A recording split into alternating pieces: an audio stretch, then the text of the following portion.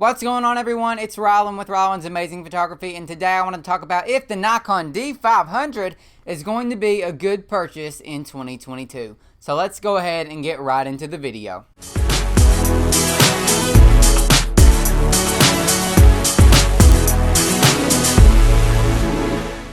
So the Nikon D500 is my primary camera at this time, and as anyone who has followed me or this channel for very long knows that I am a big Nikon fan and I love my Nikon D500.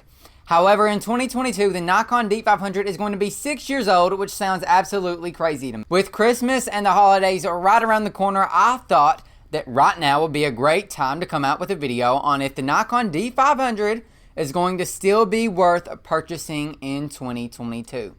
So the short answer to that question is, well, there isn't really a short answer to that question because there's a variety of aspects that go into the question, is the Nikon D500 worth purchasing in 2022? So in today's video, I'm going to talk about all of the key aspects that could fit into this question, and I'm going to allow you to draw your own conclusion at the end of the video, as well as give you my own opinion on the Nikon D500. It's no secret that the Nikon D500 is one of the best DSLR cameras that has ever been created. Ever, honestly. However, although it is a great camera, the simple fact of the matter is that it can't do everything. When Nikon created the Nikon D500, I personally believe that they had two things in mind that the camera should be used for, and I believe those two things were wildlife photography and sports photography. Now, as I said, the Nikon D500 is my primary camera, so I use it for everything from wildlife photography to portrait photography to landscape photography to macro photography and even more niches in photography than just that. However, the truth of the matter is that although it is a good enough camera to do all of those things, it wasn't made with every single one of those aspects in mind. The Nikon D500 is a crop sensor camera. An APS-C sensor is what a crop sensor camera is. And if you don't know what that means, you can click the video right here in the top right corner of your screen that is popping up as I speak. And you can go watch that video at the end of this video. But basically what it means is that the sensor cannot process and let as much light in as a full frame sensor can. It also means that when a crop sensor camera is paired with a lens that is intended for a full frame camera, that there is going to be a 1.5 times crop. When you're comparing pictures of a APS-C sensor camera like a D500 beside pictures of a full frame camera like the Nikon D850, chances are that you aren't going to notice a huge difference. But when you zoom in and when you crop in, you're going to start to see a difference. Full frame sensors pretty much always have a higher megapixel count than an APS-C sensor is going to. And full frame sensors can also handle high ISOs much better than a crop sensored APS-C censored camera can. However, this isn't me saying that you shouldn't buy a crop censored camera because, like I said, I absolutely love my Nikon D500. When out in the field shooting, you're not going to notice any sort of a technical difference when it comes to the aspects of a crop sensor camera and a full frame camera. What you will notice is great focusing abilities of a camera, and the Nikon D500 has the absolute best autofocus technology of any crop sensor DSLR. I don't think you're going to find a better autofocus technology in any other camera brand either as a DSLR. Its focusing system is better than a lot of full-frame cameras as well. The focusing system that the Nikon D500 has is the exact same focusing system that is in the Nikon D5, which was the flagship camera of Nikon for many years.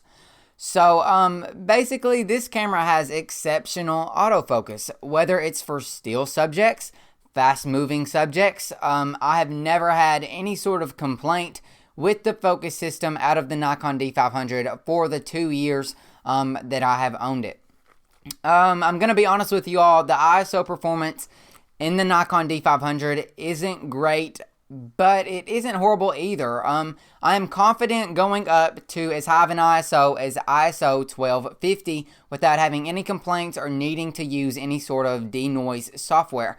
However, I have pushed the Nikon D500 ISO as high as 8,000 and used Topaz Denoise AI to get rid of the noise, and honestly, it isn't that bad. Of course, if you're going to be doing something where you're going to have to be using a high ISO constantly, which I don't know why you would be doing anything where you're using a high ISO constantly, and you probably shouldn't be doing that.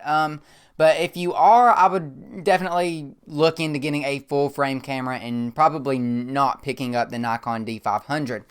The next thing that I want to talk about is the price of the Nikon D500. The Nikon D500, this camera right here, is currently listed at $1,500. If you're new to photography or you're looking at upgrading from your beginner level DSLR, you're probably thinking, wow, that is a lot of money. That's really expensive. But let me reassure you that that is not that expensive. It really isn't. For the amazing top-of-the-line features that you're going to be getting in the Nikon D500, it's a great price. Keep in mind the D500 is also a serious enthusiast and professional grade camera. So obviously it's going to be more expensive because it offers features that professionals need in a camera. It doesn't offer things that beginners use. I mean, it does, but it offers things that most professionals, if not all professionals, use as well. I want to do something now that is a pretty dangerous comparison for the D500, and that is comparing it to Nikon's mirrorless camera lineup, the Z or Z series, depending on where you live. Before I get into that scary comparison, I want to talk about a few of my favorite things that the Nikon D500 has. I love that it has a touch screen. I absolutely adore its autofocus system. I love how easy that the menu system is to just like search through, and it's really easy to find what you're looking for in the menu. I love the frame rate of what is listed at 10 frames per second, but a lot of the times I can actually get around 12 frames per second. I love the way that the overall setup of this camera is, and what I mean by that is all of the buttons and the dials are placed strategically so you don't feel like you're having to twist your fingers and hands in 1,000 different ways to hit any button that you're going to need. As you can probably tell, I really do love this camera. It's an outstanding camera, but I think it's time that I compare it to Nikon's mirrorless cameras. So I am going to be very genuine with you all here. If you were wanting to be a wildlife photographer and take photos of wildlife in action, up until the past month, I would have still recommended a DSLR to you if you were going to be shooting with Nikon. However, with the announcement of the Nikon Z9, which is Nikon's brand new flagship mirrorless camera, I am now comfortable in recommending that mirrorless camera to you for wildlife and sports photography. But I cannot recommend any other mirrorless Nikon camera to you confidently enough to use for wildlife and sports photography.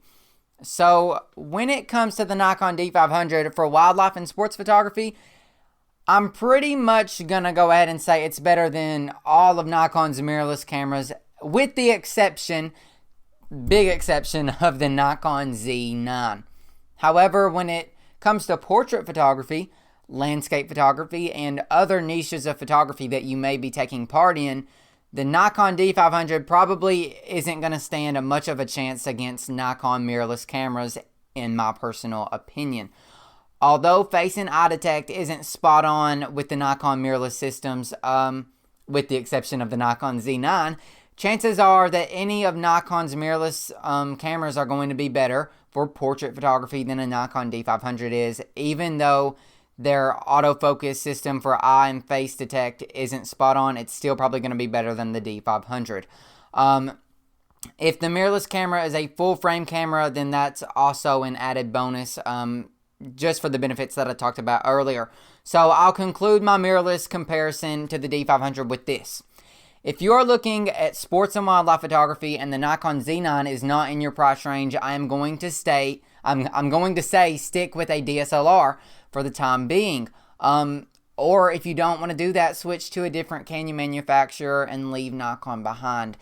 If you're looking for a camera that is going to be good for portrait photography or landscape photography, I would personally recommend any of Nikon's mirrorless full-frame cameras, such as the Nikon Z6, the Nikon Z6 II, the Nikon Z7, the Nikon Z7 II, or the brand new Nikon Z9.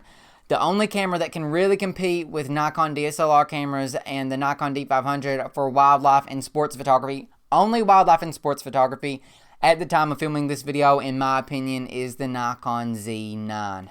So at the end of the day, I think I have given you all enough information to draw your own conclusion, and I think it's time for my official recommendation for purchasing a Nikon D500 in 2022. If you want to purchase a great camera for wildlife and sports photography, but the Nikon Z9 is not in your budget, I'm going to recommend to you the Nikon D500. It's a great camera for that.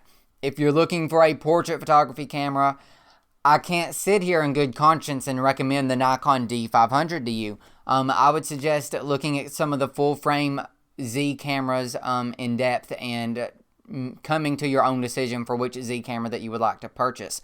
If you're looking for a good all-around camera, I wouldn't necessarily recommend to you the Nikon D500, but I will say that it is possible that it can be an all-around camera. Like I said, I shoot everything with the Nikon D500, from wildlife to sports to landscapes to portraits and a lot of other things as well. So it is possible to use the D500 as an all-around camera, although it wouldn't be very ideal for that in 2022 with much newer cameras and newer technology.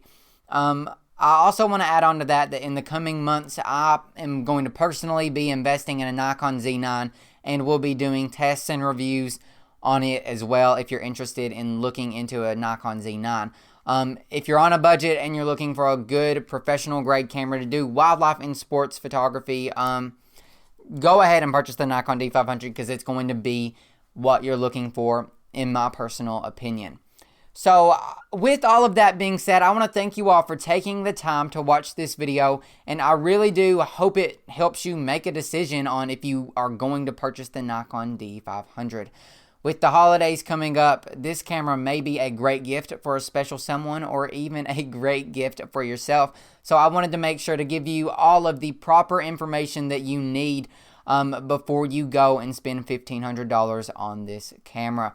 If you have any sort of question or concern about the camera that I did not bring up in this video, please feel free to leave a comment down below in the comment section, and I will make sure that I leave you a response, a reply that helps you out and answers your question to the best of my ability. If you want to help me, switch camera angle. If you want to help support me, a great way to do that is by liking this video and subscribing to my YouTube channel. You can also check out my other social media accounts by clicking the link in my description or the link in the pinned comment in the comment section. I also sell prints, a book, and most recently I have started selling 2022 calendars. All of those things can be found in the pinned comment, and any purchase for any of those things are really, truly appreciated from me, and it does not go unnoticed. Thanks again so much for watching today's video. I hope you can determine if you want a Nikon D500, but more importantly than anything, I hope you all have an amazing day.